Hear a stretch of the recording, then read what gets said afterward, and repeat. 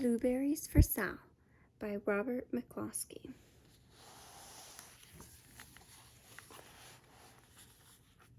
One day, little Sal went with her mother to Blueberry Hill to pick blueberries. Little Sal brought along her small tin pail, and her mother brought her large tin pail to put berries in. "We will take our berries home and can them," said her mother. "Then we will have food for the winter."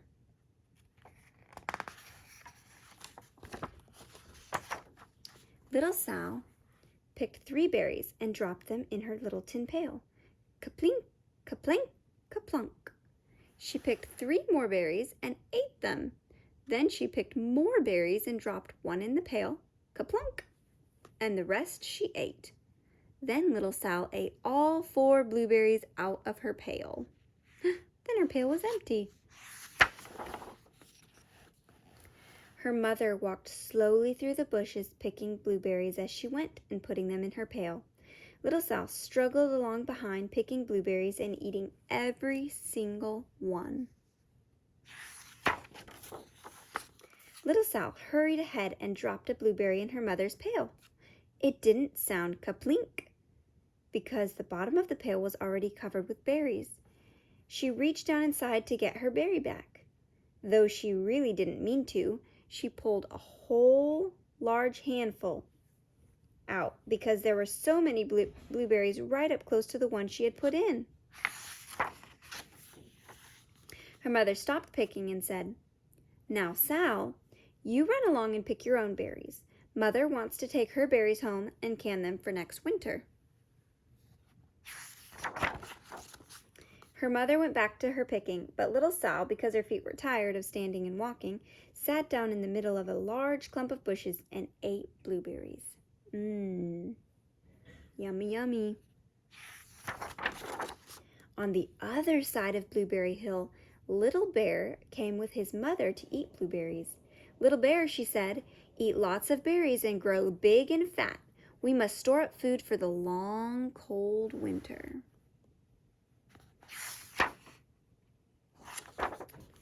Little Bear followed behind his mother as she walked slowly through the bushes eating berries. Little Bear stopped now and then to eat berries. Then he had to hustle along to catch up.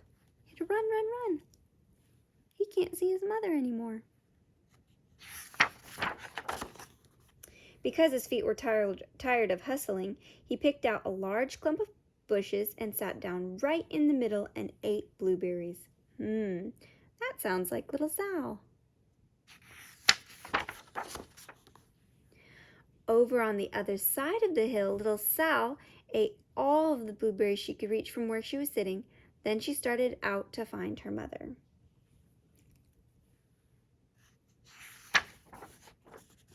She heard a noise from around the rock and thought, "That is my mother walking along." She's going to go look for her.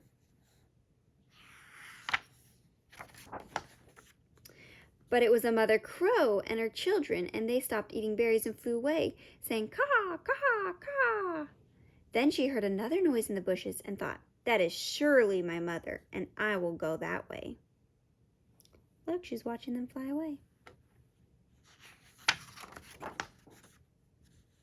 But it was Little Bear's mother instead. She was tramping along, eating berries and thinking about storing up food for the winter. Little Sal tramped right along behind. She's not scared of her. By this time, Little Bear had eaten all the berries he could reach without moving from his clump of bushes. Then he hustled off to catch up with his mother. He hunted and hunted, but his mother was nowhere to be seen. He heard a noise from over a stump and thought, "That is my mother walking along." There's the stump. And there's Little Bear looking for his mother. But it was a mother partridge and her children. They stopped eating berries and hurried away. Then he heard a noise in the bushes and thought, "That is surely my mother. I will hustle that way." But it was little Sal's mother instead. She was walking along picking berries and thinking about canning them for next winter. Little Bear hustled right along behind. Little Bear's not scared of her either. Little Bear and Little Sal's mother and Little Sal and Little Bear's mother were all mixed up with each other among the blueberries on Blueberry Hill. There's Mother Bear and Little Sal. And there's Sal's mother and Little Bear.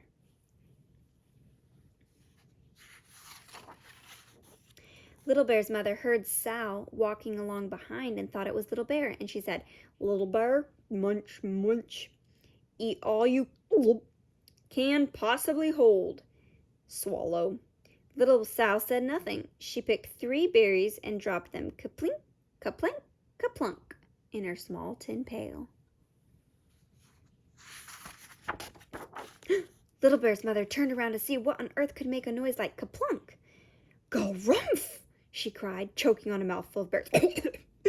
"This is not my child. Where is Little Bear?" She took one good look and backed away. She was old enough to be shy of people, even a very small person like Little Sal. Then she turned around and walked off very fast to hunt for Little Bear.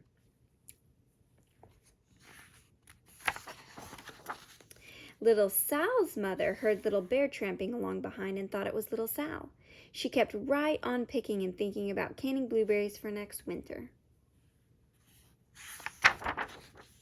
Little Bear padded up and peeked into her pail. Of course, he only wanted to taste a few of what was inside, but there were so many and they were so close together that he tasted a tremendous mouthful by mistake. "Now, Sal," said Little Sal's mother without turning around, "you run along and pick your own berries. Mother wants to can these for next winter." Little Bear tasted another tremendous mouthful and almost spilled the entire pail of blueberries. Uh-oh. Little Sal's mother turned around and gasped, "Oh, my goodness, you are not Little Sal. Where is my child?" Little Bear just sat munching and swallowing and licking his lips. Little Sal's mother slowly backed away. She was old enough to be shy of bears, even very small bears like Little Bear. Then she turned and walked away quickly to look for Little Sal. She hadn't gone very far before she heard a kaplink, kaplink, kaplunk, and she knew just what made that kind of noise. There she found her. Little Bear's mother had not hunted very long before she heard a hustling sound that stopped now and then to munch and swallow. She knew just what made that kind of noise. And she found her Little Bear.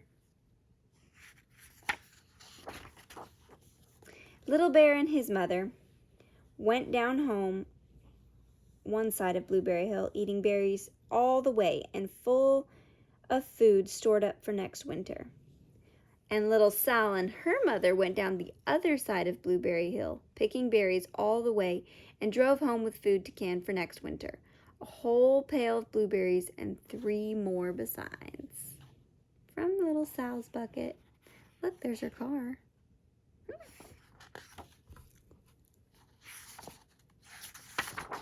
The end.